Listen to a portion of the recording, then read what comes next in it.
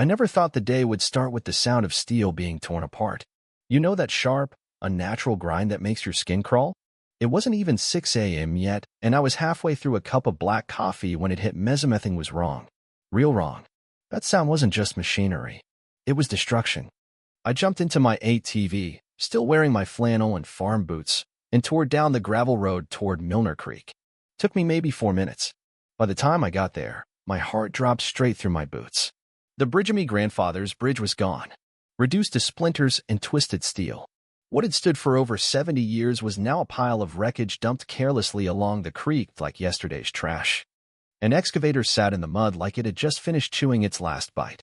A backhoe idled off to the side, bucket dripping with debris. And there, arms crossed, sunglasses perched on her head like some twisted suburban tiara, stood a woman I had only heard stories about. Darla McKinney, she said before I could even ask. President of the Silverbrook HOA. She said it like a badge of honor. I stared, trying to process what I was looking at. My bridge, the one I restored just last spring with help from an engineer buddy, was gone. It wasn't just a bridge. It was our only way to get the seed trucks in and the vet trucks out. Without it, that whole eastern field might as well be on the moon. What the hell did you do? I asked, keeping my voice steady. Too steady. She smiled like I just complimented her lawn. Your structure was obstructing the natural water flow, she said, waving some manila folder in the air like it meant anything. Under our new ecological guidelines, that creek bed is part of a shared riparian corridor. Your bridge was a violation. That's not your land, I said. This has been private property since 1941. Oh, that might have been true once, she said, cocking her head. But your documents may be outdated. I wanted to laugh, or scream, maybe both. She stood there, bold as brass, claiming my land like she'd inherited it from Lewis and Clark. I looked down at the metal fasteners twisted in the dirt. I'd had those made special by a blacksmith in Nebraska. My grandfather built that bridge after he came back from the war. That was how he moved cattle, how I moved wheat, how I got home.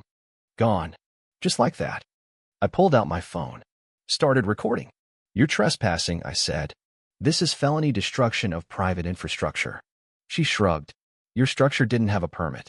The HOA has jurisdiction here. No, Darla. The county has jurisdiction. And your HOA headquarters is 2 miles west of here. You're on my land. She didn't reply. Just nodded to the equipment. Contractors, private hired, all bearing the Silverbrook logo. Not county. Not state. Just HOA muscle.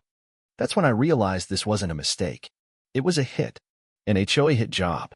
The next morning, I went to the county recorder's office with every deed and survey I had. The receptionist acted like I was asking to borrow her lunch. But 10 minutes later, out walks this guy in khakis with a Silverbrook pin on his lapel and a voice as slick as a used car salesman. Mr. Carson, he says, all sugar, there seems to be some confusion. I slammed my family's deed on the counter. Ain't nothing confusing about a registered line from 1973. He slides over a newly printed map. Says the area's been reclassified. Now, magically, the creek's part of some eco-corridor. And wouldn't you know it, just enough of my land is swallowed up by their boundaries to make the bridge look illegal. This wasn't confusion. This was fraud. Someone had tampered with the zoning maps. They thought I wouldn't notice. I got back to the farm, and there it was, a flyer duct taped to my front gate. Big bold letters, illegal structure removed. Below that, a glossy photo of the bridge being torn down, and a quote from Darla herself, sometimes we must tear down to build better. By that afternoon, I'd lost a grain pickup contract worth $75,000. Logistics didn't want liability risk. The vet company canceled delivery too. My mare, Bonnie, got colic. She was old, stubborn, and proud, and she didn't make it through the night. I buried her by the pasture. Didn't say much, just shoveled and remembered. Next morning, I found a note under my wiper blade. Black marker on a torn envelope. You can't save the past. The river reclaims all. No name. Just mud. That was it. No more waiting. No more hoping they'd come to their senses. I dug into the shed, found every scrap of legal history I had, and tucked between some old surveys and a county topo map was a USB stick. Not mine. A note stuck to it. If you're reading this, I couldn't say it out loud. Jay. I plugged it in. What I found blew the doors off. PDFs, emails, audio clips, internal HOA files. One message, New maps go live Thursday. Registrar expecting a donation from the Green Earth Fund. Another email, payment scheduled to the same contractor that tore my bridge apart. But the worst? A voice memo. Darla's voice. Clear as day. I don't care what the deed says. That bridge is an eyesore and a liability. Bring it down by morning, or I'll find someone else who will. I knew who left the drive. Joel. HOA member with the native plant obsession and the spine of a damp napkin. Turns out, even he had a line he wouldn't cross. So I lawyered up. Maria Voss. Local, sharp, and mean as a badger in boots. She didn't flinch when I said I wanted to sue an HOA. Just nodded and said, let's burn him down. We filed. Full civil suit. Property destruction, fraud, harassment, conspiracy. And we didn't stop there. We filed a separate personal liability case against Darla. Because when you act with malice, you can't hide behind a board. Court day came. Cameras, reporters, angry residents packed in like cattle at branding time. Darla sat there in her emerald green blazer like the queen of compost. Her lawyer opened with a speech so thick with virtue, signaling I half-expected tree sap to drip from the ceiling. Then Maria stood. She didn't raise her voice, didn't pace, just looked the jury in the eye and said, you're going to see how a group of people weaponized environmental policy to steal, destroy, and deceive. We showed the drone footage. Darla standing on my creek, arms crossed, watching the excavator work. We played the memo. We called and the registrar crumbled like wet cardboard under oath. Then we called Joel. He confirmed everything. Emails, files, voice clips. Darla cracked, stood up, shouted about the environment, called me a liar, claimed I built a dam. The judge snapped, held her in contempt.